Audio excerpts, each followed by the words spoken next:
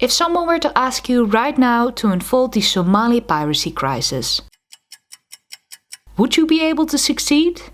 Well, you could argue that such a complex issue is not easily explained, given the social, cultural, political and economic influences. Maybe we should look beyond traditional narratives displayed in legacy media, which tell stories in a linear way.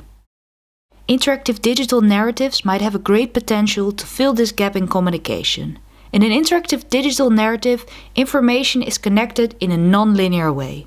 Audience members become interactors who have the agency to influence important aspects of their narrative experience. Sounds promising, right?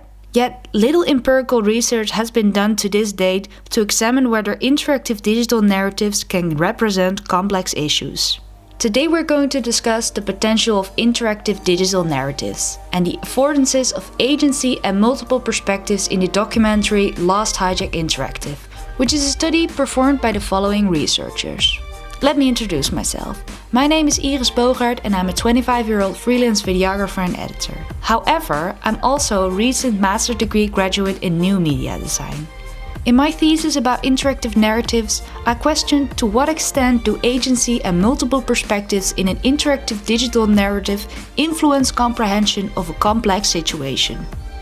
I explored this question by looking into the award-winning documentary Last Hijack Interactive. This online experience focuses on the Somali piracy crisis and in particular the hijacking of a cargo ship in the Arabian Sea that occurred in 2008. Interestingly, both the actual captain and the hijacker that were involved in this hijacking were interviewed to share their perspectives.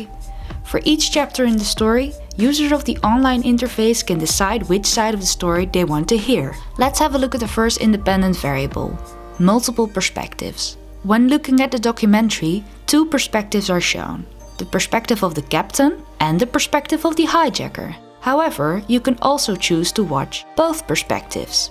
In my study, I suspected that the latter could potentially enrich character models. They usually start off with stereotypical knowledge, however they develop throughout the story when new information is given.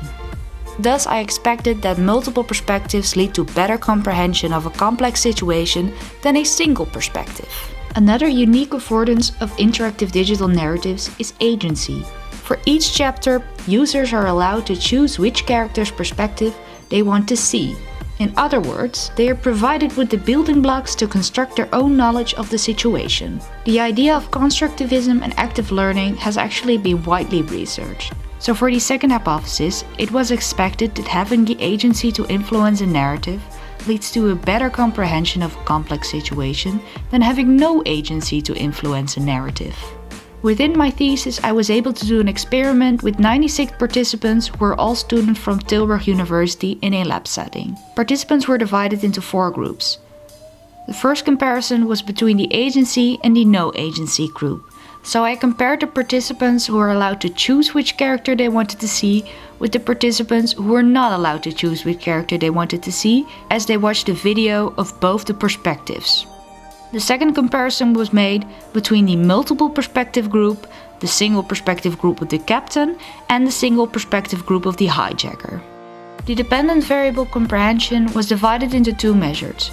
Perceived comprehension, which measured how well the participants felt that they understood the story, versus observed comprehension, which was a knowledge test that measured how well the participants actually understood the story. I also included some other dependent variables on the interactive narrative experience and some open questions to gather as much information as I could about this interesting medium. Let's have a look at the results. On average, participants who were allowed with agency over the narrative did score higher on both perceived and observed comprehension. However, these differences were not significant. For the second variable perspectives, I did find some interesting yet unexpected results. It was found that participants who saw the perspective of the hijacker scored significantly lower on comprehension than the participants who had seen multiple perspectives. So, unfortunately, both hypotheses are rejected. However, as you can imagine, I didn't stop there. I really wanted to know why I found these results. So I started looking into my qualitative results. The 2 characters were described very differently. The captain was described as empathetic.